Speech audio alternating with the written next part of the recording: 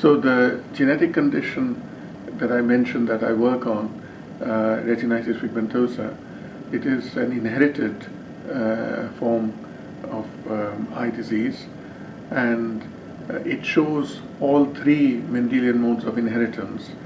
In other words, you see patients with autosomal dominant form of RP, autosomal recessive form of RP, as well as X-linked form of RP.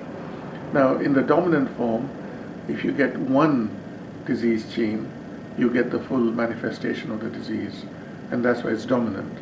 Whereas in the recessive form, you have to inherit both copies of the disease gene, one from each parent, and that is why it is called recessive RP. And in the X-linked form, the disease gene is on the human X chromosome, and as you know, females have two X chromosomes and males have one X and one Y chromosome.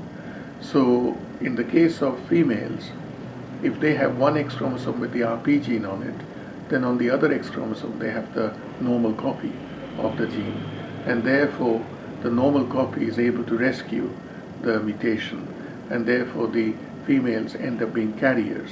They never manifest the full disease spectrum.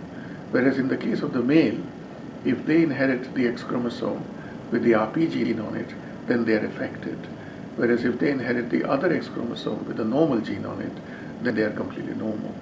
So that is the X-linked form of RP.